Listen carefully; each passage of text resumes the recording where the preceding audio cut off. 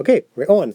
Episode number 9. Welcome back, folks, to another episode of Viewpoint, the Brian Heeraman podcast. And thanks for tuning in, and thanks for continuing to tune in.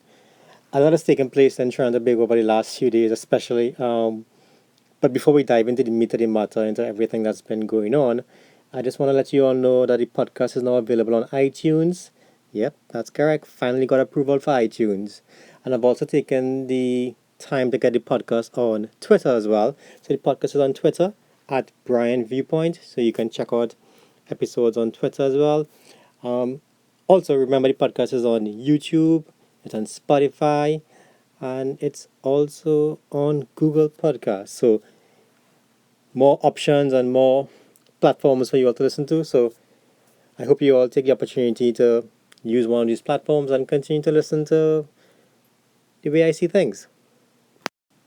Face mask soon to become law. House Speaker continues from where she left off. Minister Hinds shows his true nature.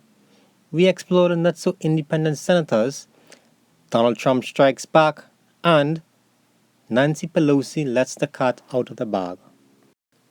So I'm guessing what's topical the last couple of days, especially, is this law on face masks coming into effect. Well, in any event, soon to come into effect because I'm guessing by today, Miss Quarantine Non-Essential herself would have given a signature. Oh my God. I wonder how many liberals are going to go crazy when on that statement. Anyhow, whatever. So I'm guessing by today she would have placed her signature and made that bill become law. And thereafter, we are all required to wear face masks once we're out in the public. My problem with this bill, and not just this bill, but bills that are passed in this nature, is not what is in the bill so much, although I have a problem with what's in the bill and I'll talk about it as well. But it's how these bills are passed and why they are passed. And, I think they're passed more for political expedience than what they really should be passed in connection with dealing with the problem in itself.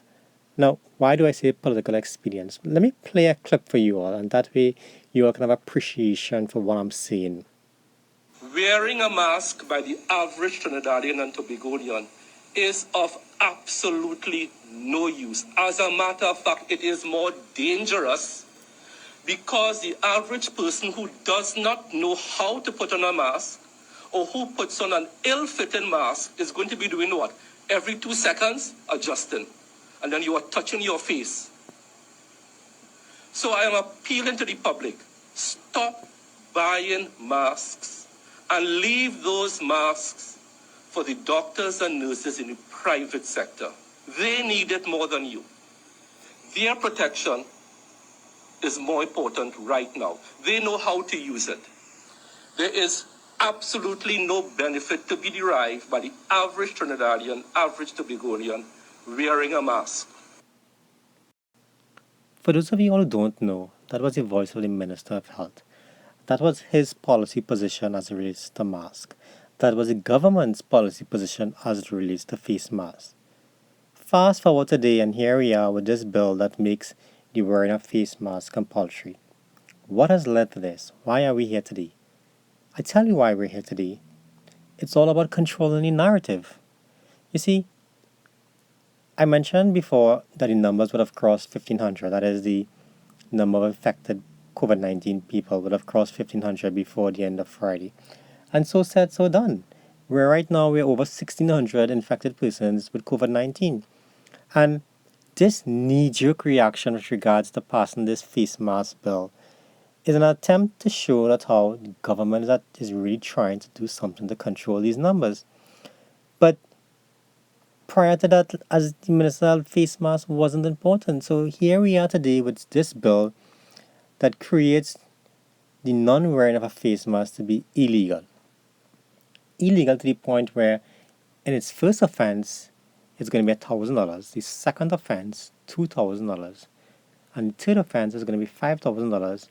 And the magistrate has the leeway to go all up until to $250,000, I believe it was. But why are we here today?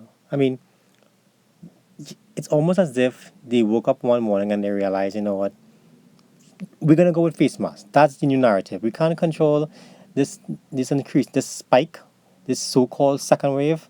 So we need to tell the people out there we're doing something. So we're gonna say, you know what, it's your fault. You not wearing any face masks, and that's why we're at 1600. We're throwing back the blame on the citizens at large, on the population at large. Remember when they used to say, fix me first before I fix crime? This is no different to that. They are now attempting to blame the population at large.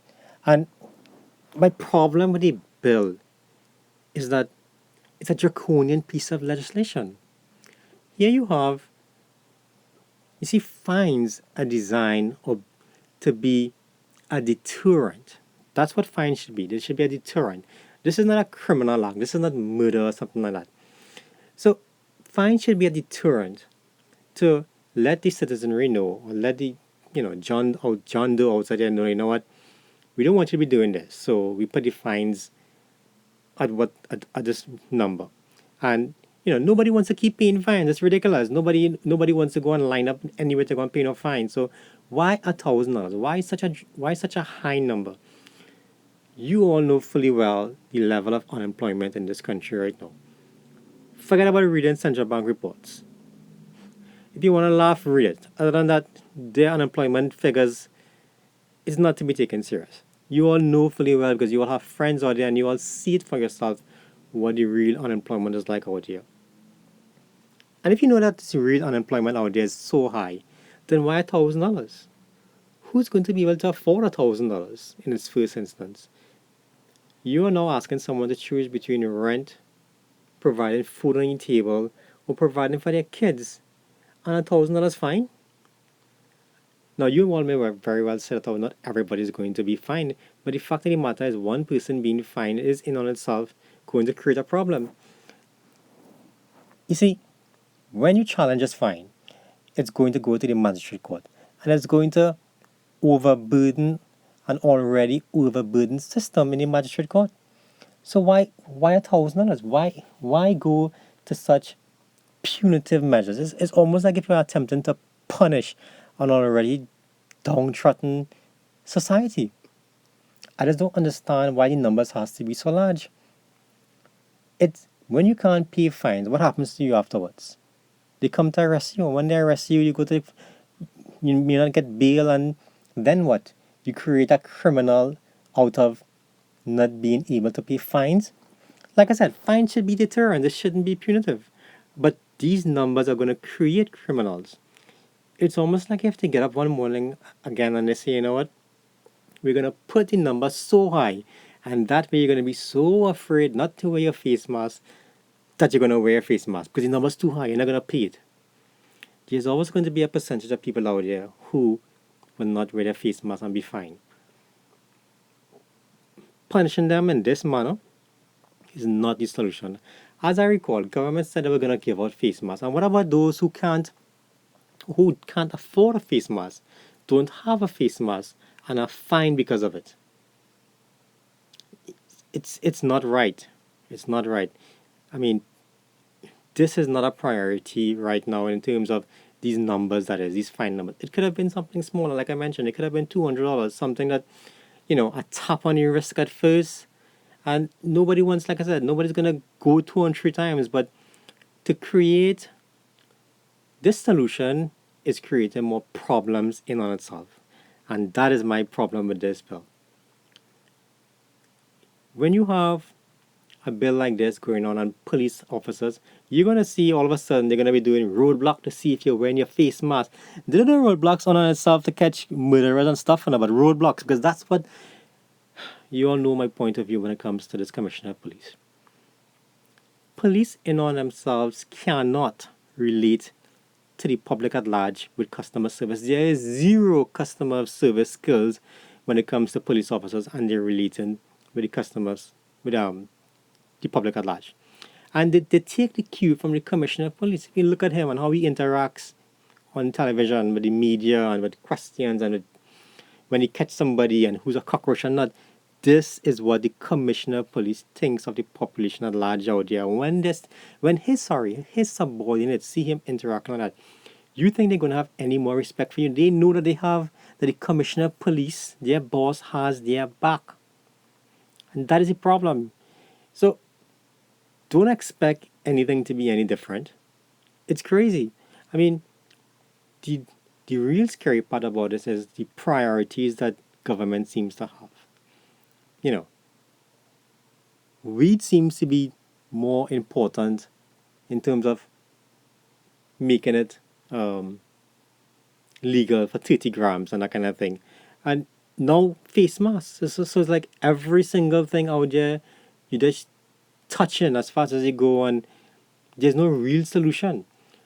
So what is the check now after you've passed this law that makes face masks compulsory? Are you gonna get, if the numbers doesn't increase, then what? What's the next thing you're gonna grab at? It makes no sense. It's laws have to be passed in a manner that creates solution. And I don't think that the face mask in itself was, or the lack of wearing a face mask in itself was creating the problem as it relates to COVID-19. Because in my, from my layman perspective, I think people were wearing their face masks. I also believe that the citizenry at large have a responsibility and they have a part to play to protect themselves as it relates to COVID 19. They have to know what they need to do. They have to continue hand sanitizing and that kind of thing. Now, the Minister of Health was right. Wearing this face mask and touching your face is going to create another problem in itself. And that's why probably back then he didn't want it. But it's all about controlling the narrative. That's what it's all about. As soon as this face mask, God forbid, these numbers continue to increase, the narrative is going to change from face mask to something else. And on another note, I'm disappointed with the opposition as it relates to this bill. You mean to tell me that nobody couldn't say, well, I didn't watch the debate live on Parliament or whenever it took place, so what was debated? You mean to say nobody can say, hey, $1,000 is too much, maybe we need to come down given what's going on in society, joblessness, people can't pay rent, grants not being paid on time and all that. Nobody can sit in the opposition. They are just as much to blame as the government as it relates to passing this bill because they gave their support, their name, their stamp of approval is on this as well. And I'm disappointed that they will allow something like this to pass. But you see, in Trinidad, as it relates to politicians, it's not about doing something that benefits the people per se. You know? It's about doing what seems right and what looks cool to be done. And that's what this bill is all about. Everybody talking about face masks, so we pass a face mask bill. That's what it's about. The true benefits is not to be realized or may not be realized, but that's the cool thing to be done, so we're going to do that. And that's what it is all about. No real debate in terms of what's going on, but it's a cool thing to do. Folks, leadership is about putting your case out there and then convincing people that this is the right thing to do. It may not always be that you come out on top in terms of convincing everybody, but you're doing what you think you need to be done. Now, you may very well say that that's what I did with this face mask bill. But we'll see what happens. We'll see what happens. Now, speaking about waiting or seeing what happens, did you all saw that clip as it relates to Alan Roberts making his maiden contribution in the upper house, and the Speaker of the House, Ms. Bridget Anita George, interrupting him and telling him to lower his tone, and she was giving him advice, and he needs to take her advice. It was reminiscent of looking like at a school teacher talking to a student, and I think the manner in which Ms. Bridget Anita George communicates to the opposition parliamentarians leaves a lot to be desired. You know, in a democracy, in a free society, debates need to take place so that all issues can be raised. But she seemed as though she wants to control the debate as she sees fits in her own interest. Now, Miss Bridget Anita George is, well, her husband, that is Mr. Newman George, who is the chairman of Pariah Fuel. Now, as you all know, Pariah Fuel is right now in a scandal as it relates to transporting fuel to Venezuela. I say this to bring up the point that Ms. Bridget Anita George, when she was speaker last time around, Dr. Moonlight had raised a motion to debate this entire Pariah Fuel trading, and she declined the motion. She did not step aside as it relates to saying that, oh, you know what, I have a conflict of interest and I can't rule in this matter. She just outright declined the matter. Now for her to come now in this new scenario and behave in this manner, sorry, it shows that how nothing has changed. I still believe, however, that this entire barrier fuel trading issue is not yet complete, and a lot more is going to come out as time rolls on. And she being the Speaker of the House of Representatives, shows that how this government does not care about what transpired as it relates to that fuel shipment. One would have thought that the Prime Minister would have tried to appoint someone new. But I think they're so engulfed, so far gone as it relates to this vulnerable issue that they just can't turn back. They have to keep going forward. And that is what this appointment as Speaker has shown. That is what he has shown with this appointment as Speaker, because Mr. Newman George and Ms. Bridget Annisette George, they seem as though they're entrenched with the government, and regardless of what, they're going to be there. Now, if that is the case, then you can't come and pretend to be holier than thou, off the cloth, and you want to lecture anybody as it relates to any topic. You have clearly shown your bias. You are no different from Mr. Arnold Roberts doing what he has to do with regards to debates. But when you pretend to be something that you're not, then that is the standard, that is the double standard that I don't like. That is the double standard that no one should appreciate. You can't have one standard for yourself and one standard for someone else. I know Anna Roberts is an opposition senator. As it relates to senator, let me digress a bit here.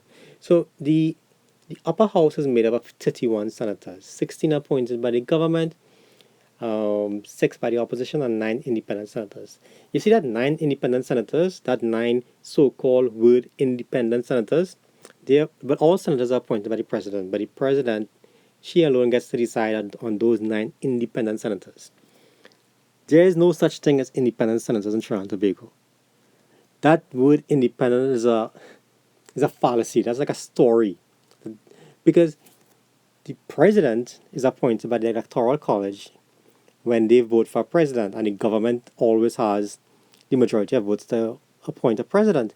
So the government appoints a president, and the president then has to appoint independent senators. You think she'll appoint senators that is not going to go in favor all the time, or when they need to do as it relates to passing of bills for the government side? Now this has been shown to be taking place all the time. I just don't understand why we still use this term independent senators when we know fully well they're not independent. Everyone have a bias as it relates to some topic. So why continue to use this word independent? And remember his name, Helen Drayton, independent senator Helen Drayton, who, as soon as the government came into office, she lost her independence and she ran across the next side to take up a position in a state company called CNMG. Where was her independence? Where did it all go? Folks, I don't know. There's nothing independent. Everyone has a bias, and there's nothing wrong with having a bias. There's everything wrong in pretending that you don't and acting as though you don't. That's where the problem lies. But this is Sherman, I guess. But on a lighter note, let's talk about something funny. Minister Hinds. This guy, he pretends to care the most, but cares the least. So apparently, he went to a supermarket and someone asked him for money, and he looked at the person and he realized the person was a strong enough individual, and he didn't see, to quote, the piper in this individual. So therefore he didn't give the guy the money and he just drove off. But, at some point in time, every one of us would have been asked to assist someone, or someone would have asked one of us for money, and however we choose to deal with that situation is entirely our own business. I have never seen anyone who have dealt with such a situation and then come on Facebook to brag about how they have dealt with the situation without being invited to comment or to give their input into how they dealt with that situation. This minister, however, decided that how he was going to come on Facebook and talk about how he did not give his individual money because he didn't see the pipeline in the individual, and the individual is a strong individual. Folks, I don't understand this, but this is a minister in government with the ability to assist this gentleman in some form or fashion, whether it be a food card, whether it's a call the social development ministry and arrange to get assistance to this guy. Minister Hine has a new portfolio whereby he needs staffing. I don't know what's the person's qualifications or what led to this individual requesting money, but Minister Hines has the ability to assist this person. But to come off now on social media and bragging at how you didn't help him, and I don't understand it. But what I do know for sure is that if it was before the general elections, and the same individual had approached Minister Hines and requested funding or money, then Minister Hines would have been the most present minister to assist him. Because obviously back then it would have been for votes. But now, and I think now is when you can judge and when you can tell that Minister Hines' response today in this present situation, that is his true nature. Everything else that he does is for votes, public relations. But the way he behaved, the way how he came out and bragged about how he dealt with the situation, that is his true nature. And that is what the young people can expect from him. I don't know. No one invited him to give his comments. He just felt, what, the need to come and say that. And that is the true nature of Minister Hines. That is what we can expect from him. And that is, if that is not scary, I don't know what. Because Minister Hines is the MP for one of those seats in Laventille. And there's going to be a lot of youths who's going to need assistance from Minister Hines. And to know that this is how he deals with individuals, it's going to be very interesting times with him. And I mean, I'm confused because how do you detect the pipeline in somebody? How does, I mean, what? Is there like some sort of stamp on your hand, some tattoo or jersey that's wearing? And if Minister Hines is so good at detecting the pipeline people, maybe we should throw Minister Hines in the airport. He could sniff out all these, you know what? He's just making this entire situation of people in need into a joke. And I don't think that is something that we all should be doing or entertaining, because there are a lot of people out there who are in need, and they don't go and beg, well, in my mind, willingly. I think they reach the point whereby they have no choice. It's quite embarrassing for someone to have to do that in some situations, but we shouldn't respond to them like, going on social media and boasting about we didn't help them because they look strong. A lot of people out there are looking for jobs and they just can't find jobs because there are no jobs out there. I mean, even before COVID-19, it was tough enough. And with COVID-19, it's not right to be bragging and to be making jokes about someone in need like that, Minister Hines. You need to do better than that, in my opinion. Republican National Convention, and I've listened to it, and the Republican side, their convention as compared to the Democratic convention, you can tell it's two different ideologies battling here. On the one hand, you have the Democrats, the left, fighting with the leftist side. They are pitting Marxists, communists, socialists against the Republican side, which is the free market enterprise. And Donald Trump's response was very, very compelling. He basically gave the American the opportunity, or to let them know how they're fighting a battle between two ideologies. Is either you're going on this left approach or you're going on this free market approach. And one side wants to defund the police and the next side wants law and order. It's very interesting what's taking place across there, because it has implications for what's going to happen in the wider world for that matter. And I'm quite proud to say that Donald Trump has been one of the most effective leaders in the United States.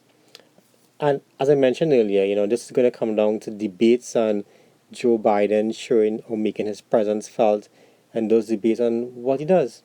But what I did observe as well is that Nancy Pelosi, who's the Speaker of the House, she basically let the cat out of the bag.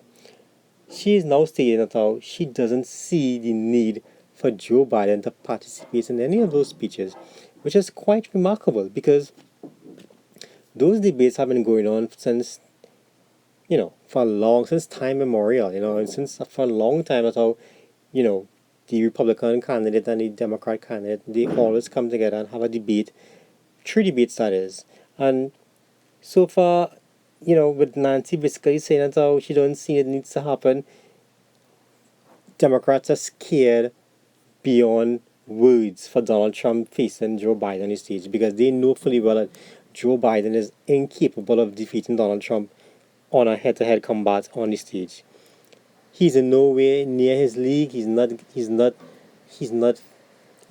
He's not responsive as Donald Trump. He's not experienced enough. Donald Trump has the language and the mentality to take on Joe. So I don't think it's going to end well for Joe, and that's why Nancy and her colleagues, they don't want the debate to take place. They are quite comfortable with Joe Biden fighting this election with Joe Biden being in his basement. That's what they want. They think they know fully well if Joe comes out to debate, all hell get break loose. He can show his true colors, and before you know it, it's a landslide for Donald Trump. So that's what I think is taking place across there. So folks, I want to end it on that note. I mean, I've looked for something lighter to end it on for this week. Last time I tried to end it lightly on Angostura launching the new liquor, and an old friend of mine reminded me that am I encouraging to drink alcohol? No, no, Taralan, I'm not doing that. I will never do something like that. So let's leave it as that for right now. Enjoy and stay tuned for episode number 10.